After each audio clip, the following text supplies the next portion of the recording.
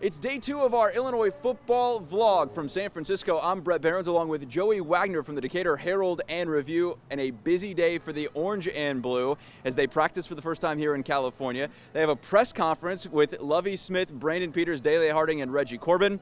They go to Alcatraz, and then they take in the Golden State game at night. A fun day, though, for the team.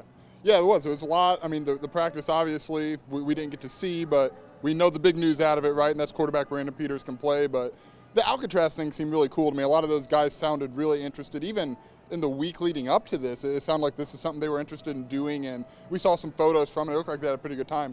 Lovie Smith has been there before. A lot of the players have never been to California, let alone Alcatraz, so I think they were kind of interested to see what it was going to be like. Reggie Corbin said the boat ride was maybe what was going to interest him the most, but on that boat ride out into the bay, they did see the Golden Gate Bridge as well, and that's the fun thing about these bowl trips, is that it's a nice mix of work and play. It is. I mean, there's a balance. Obviously, it sounds like, they found that balance. But this, again, we talked about it last night. This is stuff they just don't get to do in Champaign. There's no Alcatraz isn't in Champaign. There's no boat trip there. It's just different things they get to experience, and I think that's a great part about this. We are in Fisherman's Wharf here. This is one of the top tourist attractions in San Francisco. This place was buzzing earlier. I mean, there was a ton of people down here on a beautiful day in San Francisco. It was packed, and I didn't really know much about it, and I came down here and I was like, what are all these people doing here? It kind of seems out there, but it's a really cool place. There's food everywhere you turn and a great view of Alcatraz. We stepped over and saw it. I know you went live and saw it there, and it's just a cool place. It's just, I mean, there's live music playing right now behind us, and it's loud, and it's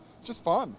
All right, you mentioned the biggest news of the day, and that is Brandon Peters will play in the bowl game. Missed that Northwestern game.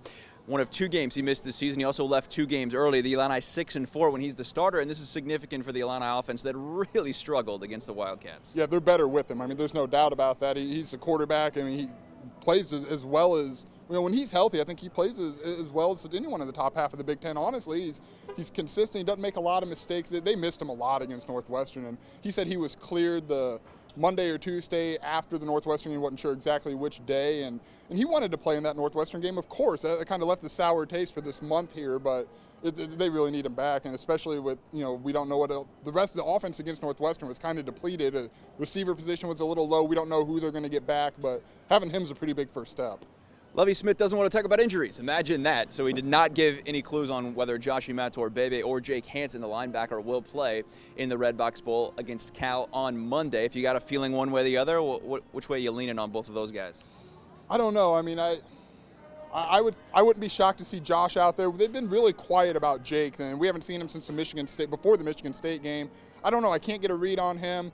I wouldn't be shocked to see Josh, but we just don't. I mean, it's quiet, right? We don't know, but I wouldn't be really surprised. They're keeping it quiet for a reason. They don't want the Golden Bears to know anything about their personnel leading up into Monday's game. Day 3 awaits on Saturday as the Illini will visit a food pantry, volunteer for a couple hours, give back to the community. I think that's a really cool effort from them. It's very cool. I mean, I'm excited to go check it out because a lot of these guys, and we know there's a lot of these guys who do stuff on their own time. I mean, you mentioned Reggie Corbin and Dele Harding.